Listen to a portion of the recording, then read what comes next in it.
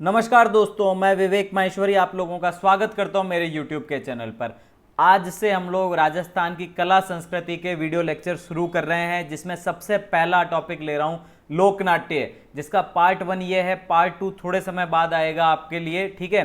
तो ये video number 1 है। ये सभी कंपटीशन एग्जाम के लिए बहुत ही ज़्यादा इंपॉर्टेंट है और इसमें जो डेटा लिए गए हैं वो अधिकतर एग्जाम में पूछे गए हैं या पूछे जा सकते हैं, उन्हीं को ही कवर किया है। अगर आपकी कोई भी क्वेरी है तो मेरे व्हाट्सअप नंबर 9928001400 पर मैसेज छोड़ दें, मैं जल्दी आपका जवाब दूंगा। तो दोस्तों, बिना किसी देरी के शुरुआत करते हैं हम ख्याल से।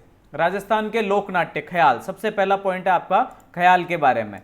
ख्याल क्या है? धार्मिक, सामाजिक, ऐतिहासिक या पौराणिक कथानक को पदबद्ध रूप में बताना क्या कहलाता है? ख्याल कहलाता है। वो धार्मिक हो सकती है, सामाजिक हो सकती है, ऐतिहासिक या पौराणिक जो कथाएं हैं उनको पदबद्ध रूप में व्यक्त करना क्या होता है? ख्याल होता है। इसमें वाद्य यंत्र कौन से इस्तेमाल होते हैं? नगाड़ा, हारमोनियम, सारंगी, मंजीरा और ढोलक वाद्य यंत्रों का इस्तेमाल किया जाता है। तो ख्याल की ये सिंपल सी डेफिनेशन थी। अब हम लोग चलते हैं तुर्रा कलंगी ख्याल क्या होती है उसके ऊपर, ठीक है।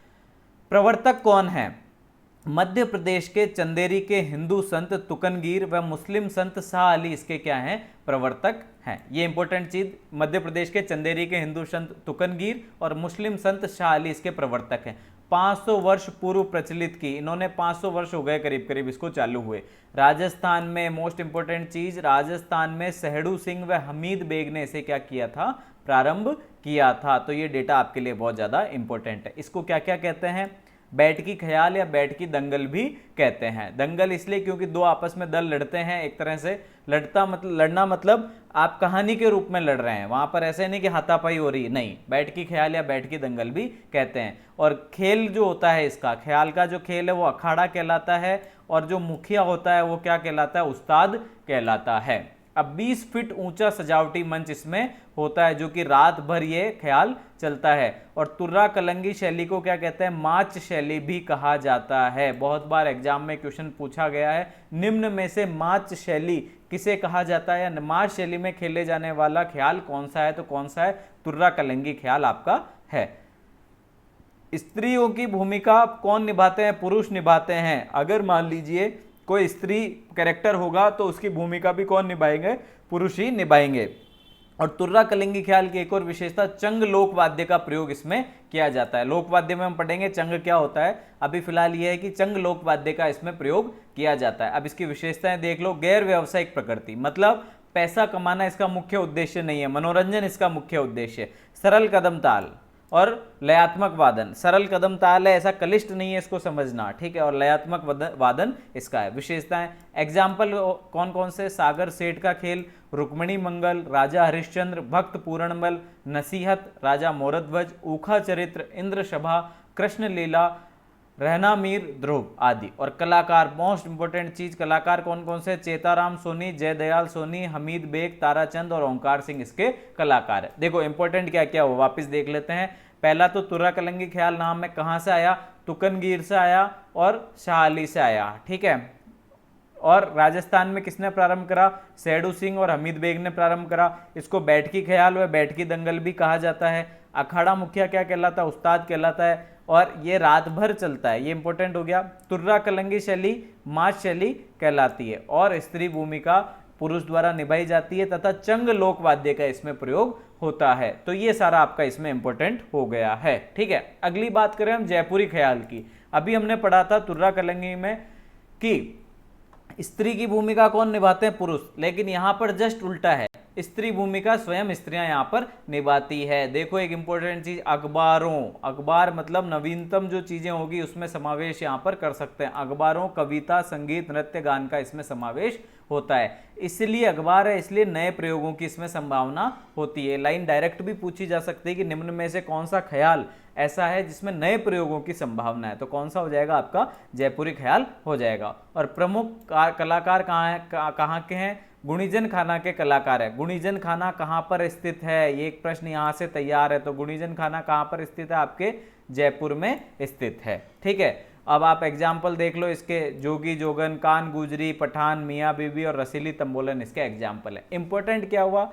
स्त्री भूमिका स्वयं निभाती है स्त्री और नए प्रयोगों की संभावना है और गुणीजन खाना के ये कलाकार होते हैं जो ये करते हैं। कुचामनी ख्याल मोस्ट इंपॉर्टेंट है, ये तो आपको आना ही चाहिए। कुचामनी ख्याल का पहला ही प्रश्न देखो, मैंने इसमें ब्रैकेट में लिख रखा है, इसका स्वरूप कैसा है, ओपेरा जैसा है। ये क्वेश्चन बहुत बार एग्जामिनर का हॉट क्वेश्चन रहता है, ये हमेशा पूछा जाता है अगर इससे क्वेश्चन आएगा तो, ठीक है। बाकी क्या है, इसके प्रवर्तक लच्छीराम थे। खुले मंच का प्रयोग, सरल भाषा। वाद्य यंत्र कौन से हैं, ढोल, शहनाई, सारंगी। और एग्जाम्पल देख लो, चांद नीलगिरी, राव रिडमल, मीरा मंगल, गोगा चौहान आदि इसके एग्जाम्पल है। इन दिनों उगमराज इस ख्याल शैली के प्रसिद्ध खिलाड़ी हैं। तो इंपॉर्टेंट क्या हुआ, कुचामनी ख्याल आपको नाम से पता है, कुचामन नागौर की तरफ होता है, ठीक है, और ओपेरा जैसा है इसका, और लच्छीराम इसके प्रवर्तक हैं, और अभी उगमराज इस शैली के प्रसिद्ध खिलाड़ी हैं। ये तीन चीजें आपको इसमें पढ़नी पड़ेगी। आगे बढ़ते हैं हम लोग, आगे है शेखावटी या चिड़ावा ख्याल। 200 वर्ष पुराना, कोई बात नहीं, कोई दिक्कत नहीं है। चिड़ावा के नानूलाल राणा प्रमुख प्रवर्तक, ठीक है, ये इंपॉर्टेंट हो गया आपका पूरा पॉइंट। रचना, खीमजी आबलदे, जगदेव कंकाली, ढोला मरवण, नल राजा, लैला मजनू, हीर रांझा, सभा पर्व, वजीर जादी और कीचक वध, ये एग्जाम्पल हैं इसके, ठीक है। और तीसरा मोस्ट इंपोर्टेंट चीज दूली चंद, जिसको दूलिया भी कहते हैं, इसमें सर्वाधिक प्रसिद्ध है, ठीक है। नानूलाल व उजीरा तेजी के युग को शेखावटी ख्याल का स्वर्ण युग कहा जाता है। मोस्ट इंपोर्टेंट चीज कि शेखावटी ख्याल का स्वर्ण युग कौन सा है, नानूलाल व उजीरा तेजी का युग इसका स्वर्ण युग है। डूंगजी जवारजी ख्याल व राजा मोरध्वज प्रसिद्ध यहाँ की ख्यालें हैं। श्री भगवती प्रसाद दारूका प्रसिद्ध लेखक है 12 मासीय रचनाओं के, ठीक है, ये इतना इंपॉर्टेंट नहीं है, आप छोड़ भी सकते हैं। वाद्य यंत्र, हारमोनियम, सारंगी, शहनाई, बांसुरी, नगाड़ा और ढोलक। अब इंपॉर्टेंट क्या है वापस देख लो, शेखावटी व चिड़ावा ख्याल शेखावटी क्षेत्र में होती है आपका। प्रवर्तक कौन है, नानूलाल राणा है। और स्वर्ण युग कौन सा रहा है, नानूलाल राणा, और उजीरा तेजी वाला जो है वो स्वर्ण युग रहा है। और दूली चंद जो है इसमें सर्वाधिक प्रसिद्ध है। तो तीन नाम आ गए, नानूलाल राणा, उजीरा तेजी और दूलिया, ये आपको तीनों नाम आने चाहिए शेखावटी या चिड़ावा ख्याल में। अली बख्शी ख्याल मुंडावर, जो कि अलवर रियासत में आता है। राव राजा अली बख्श के समय अली बख्शी नाम कहाँ से पड़ा, राजा का नाम था, उसके नाम से पड़ा। कृष्ण लीला प्रसिद्ध है।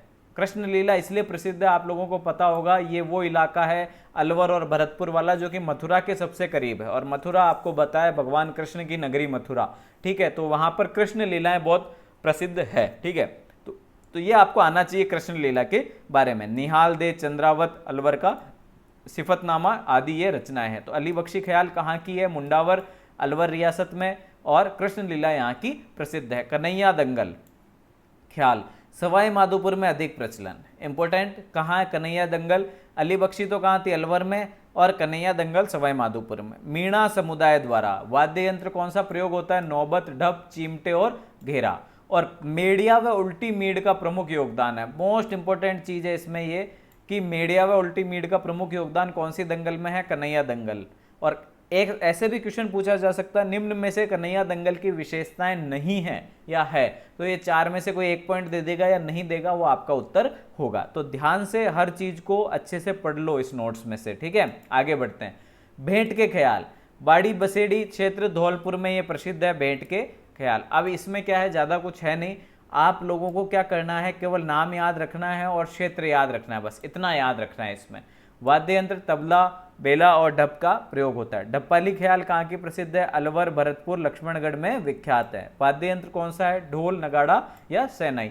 हेला ख्याल क्या है, शुरुआत करते समय हेला देते हैं, मतलब लंबी टेर देते हैं। ये इंपॉर्टेंट इसलिए क्योंकि इसमें लंबी टेर दी जाती है।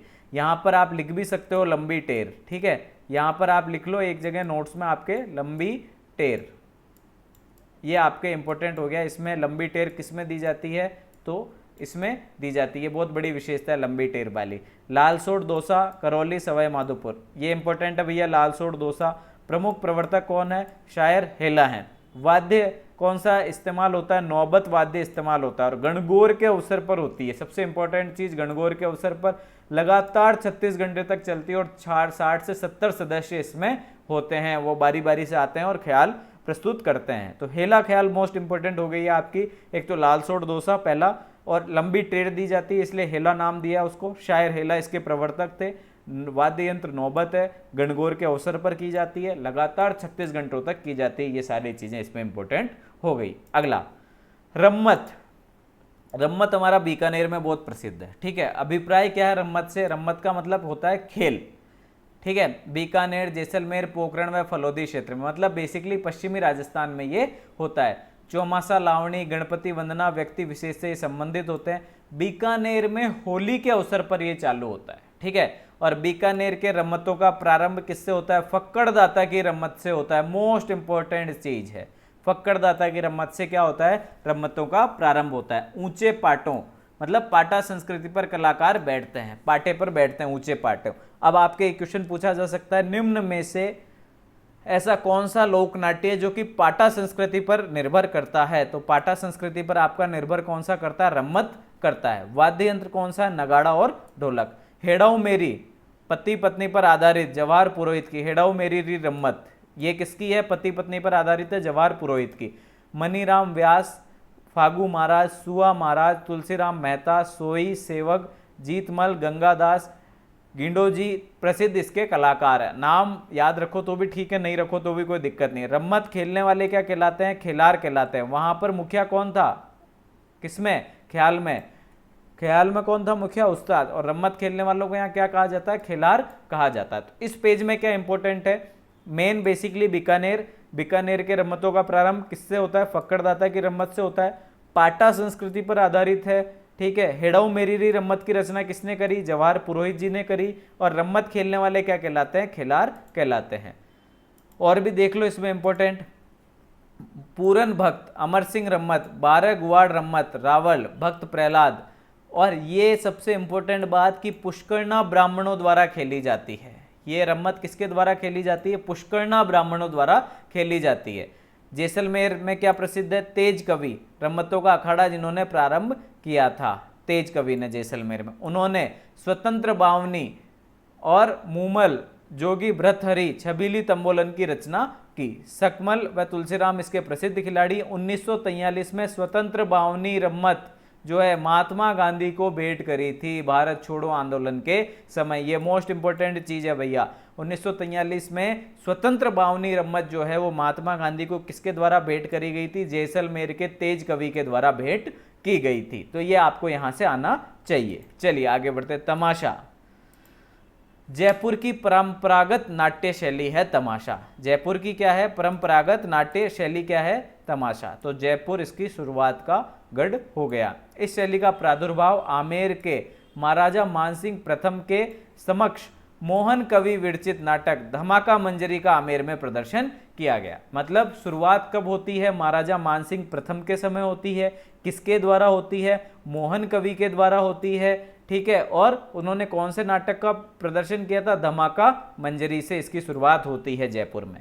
जयपुर महाराजा प्रताप सिंह ने बंशीधर भट्ट को अपने गुणीजन खाने में प्रश्रय दिया। मैंने पहले बताया था आपको गुणीजन खाना कहाँ पर है? आपके जयपुर में है। और प्रताप सिंह ने बंशीधर भट्ट महाराष्ट्र को अपने गुणीजन खाने में प्रश्रय दिया। उस्ताद कौन है इसके? फूलजी भट्ट हैं। जो मेन इंपॉर्टेंट आदमी होता है उसे उस्ताद यहाँ पर कहा जाता है। वाद्य, तबला, सारंगी, नगाड़ा और हारमोनियम का प्रयोग किया जाता है। और इंपॉर्टेंट चीज क्या है? होली के दिन जोगी जोगन, होली के दूसरे दिन हीर रांझा, चैत्र अमावस्या को गोपीचंद, शीतला अष्टमी को झुट्टन मियाँ तथा तमाशा खेले जाते हैं। समझ में आई बात आपको? अब इसका याद रखना है। तो तमाशा में सब भट्ट हैं, गोपी जी भट्ट, फूल जी भट्ट, मन्नू जी भट्ट, वसुदेव भट्ट प्रसिद्ध कलाकार हैं। तो जब तमाशा आ जाए तो ये भट्ट नाम आपको आना चाहिए। निम्न में से कौन तमाशा लोक नाट्य के प्रसिद्ध कलाकार हैं या नहीं हैं? तो ये भट्ट नाम आपको याद होने चाहिए। एक अलग नाम आ जाए या एक नाम इसमें से आ जाए वो आपका सही उत्तर होगा। तो कहाँ की है? जयपुर की है। किसने शुरुआत करी? मोहन कवि ने शुरुआत करी धमाका मंजरी के साथ, और मानसिंह प्रथम के समय करी है। और प्रताप सिंह ने अपने गुणीजन खाना में किसको प्रश्रय दिया? बंशीधर भट्ट को प्रश्रय दिया। उस्ताद कौन है? फूलजी भट्ट हैं। बस ये इतना इंपॉर्टेंट है आपके लिए इसमें। गंधर्व नाट्य, गंधर्व एक्चुअली क्या है? जैन धर्म पर आधारित है। जैन धर्म पर आधारित है। मारवाड़ निवासी गंधर्व पेशेवर नृत्यकार है। ठीक है, मारवाड़ के जो निवासी हैं वो गंधर्व के पेशेवर नृत्यकार। इनके द्वारा अंजना सुंदरी और मैना सुंदरी संगीत नाट्यों का प्रदर्शन। अच्छा, एक बात बताता हूँ आपको, जैन धर्म में 2 माताओं को माना गया है। ठीक है, जिनमें अंजना सुंदरी और मैना सुंदरी ये दो माताएं, उसमें मानी गई है कि दो देवियां भी हमारे यहाँ पर हुई है, इसलिए ये जैन धर्म पर आधारित है। गंधर्व नाट्य जो कि मारवाड़ में खेला जाता है, किसके ऊपर आधारित है? अंजना सुंदरी और मैना सुंदरी के ऊपर आधारित है और जैन धर्म का है गंधर्व नाट्य। ठीक है, निम्न में से गंधर्व नाट्य कौन से धर्म से आपका कौन से धर्म से संबंधित है? तो जैन धर्म आप वहां पर लिख के आएंगे। सवारी नाट्य बहुत ही इंपॉर्टेंट है भैया, ये आपको आना चाहिए। धार्मिक व पौराणिक कथाओं पर आधारित होता है। सांगोद का नाहन, सिंपल सा आता है। नाहन कहाँ का प्रसिद्ध है? सांगोद का नाहन। बस्सी का गणेश, ब्रह्मा, मालिया, काला गोरा देव, गीजगढ़ के नरसिंह प्रहलाद, नारद, शुक्राचार्य, महादेव तथा कादरा भूतरा आदि लोकप्रिय सवारियां होती है। और भरतपुर जिले के जुरहरा की रामलीला सर्वाधिक अत्यधिक प्रसिद्ध है। सीधा का सीधा प्रश्न यहां से उठ के आएगा, एक तो सांगोद के नाहन से और आपके गीजगढ़ के नरसिंह प्रहलाद से और एक भरतपुर जिले के जुरहरा की रामलीला सर्वाधिक अत्यधिक प्रसिद्ध है। ये तीन चीजें आनी चाहिए। नाहन कहाँ का प्रसिद्ध है? सांगोद का, नरसिंह प्रहलाद गीजगढ़ का, और भरतपुर जिले का क्या प्रसिद्ध है? जुरहरा का रामलीला की सवारी अत्यधिक प्रसिद्ध है। ठीक है, माच के ख्याल, हमारे भीलवाड़ा के बक्सू राम को मंच ख्याल का जन्मदाता माना जाता है। ठीक है, भीलवाड़ा का जो बक्सू राम है उसको माच का ख्याल का जन्मदाता माना जाता है। इसमें राजा गोपीचंद हो गया, राजा भरतहरि हो गया, राजा हम्मीर हो गया, खींवजी, हरिश्चंद्र, तारामती, ढोला, मरवण, मूमल, महेंद्र आदि प्रसिद्ध हैं। देखो ये जितनी भी रचनाएं हुई अधिकतर क्या है? प्रेम व्याख्यान पर आधारित है। ठीक है, तो आपको ये आना चाहिए, थोड़ा बहुत नाम तो आने ही चाहिए। कहीं भी नाम नहीं आए तो ढोला, मरवण, मूमल, महेंद्र, हीर रांझा ये आप नाम लिख सकते हैं, अगर मेंस में भी आप लिखें तो। ठीक है, मारवाड़ क्षेत्र में सर्वाधिक लोकप्रिय है। तो आपका इसका जन्मदाता कौन हो गया? भीलवाड़ा के बक्सूराम। ठीक है, अब दंगली नाट्य, धौलपुर का बाड़ी बसेड़ी क्षेत्र में भेंट के दंगल, अभी हमने पहले भी पढ़ा था, और करौली क्षेत्र के कन्हैया के दंगल के लिए विख्यात है। तो बाड़ी बसेड़ी किसके लिए? भेंट के लिए। और अगर आपको आ जाए कन्हैया के दंगल के लिए तो कौन सा क्षेत्र आ गया? करौली क्षेत्र आपका आ गया। डायरेक्ट नाम पूछे आपसे जाएंगे वहां पर। बैठकी नाट्य क्या होता है? आपस में बैठ जाते हैं एक दूसरे के सामने, आमने सामने, और छंदबद्ध सवाल जवाब आपसे करते हैं। इसको क्या कहते हैं? बैठकी नाट्य कहते हैं। बस इतना सही है। चार बैत तो बहुत इंपॉर्टेंट है। टोंक क्षेत्र में प्रसिद्ध है। टोंक, नवाबों का शहर टोंक, उसमें प्रसिद्ध है ये। ठीक है, और बी क्या है? चार बैत लोकनाट्य शैली टोंक के नवाब फैजुल्ला खां के समय अब्दुल करीम खां एवं खलीफा करीम खां निहंग ने प्रारंभ की थी, और इसमें वाद्य यंत्र डफ का इस्तेमाल किया जाता है। चार बैत बहुत इंपॉर्टेंट है। पहला टोंक में किस समय करी थी? जब वहाँ का नवाब कौन था? फैजुल्ला खां था। किसने करी? करीम खां और करीम खां निहंग, अब्दुल करीम खां और खलीफा करीम खां निहंग ने करी थी, और वाद्य यंत्र डफ का इसमें इस्तेमाल किया जाता है। तो दोस्तों ये था हमारा लोकनाट्य का पहला लेक्चर। आशा करता हूँ आप लोगों को पसंद आया होगा। जैसा भी आपको लगे मुझे मेरे व्हाट्सएप नंबर 9928001400 पर संपर्क कर सकते हैं आप। इसी के साथ ये वीडियो खत्म होता है। अगले वीडियो में हम देखेंगे लोकनाट्य का पार्ट 2, जिसमें जो बाकी बची हुई चीज़ें रहेगी उसमें हम कवर करने की कोशिश करेंगे। आशा करता हूँ आप लोगों को वीडियो पसंद आया होगा। जय हिंद, जय भारत।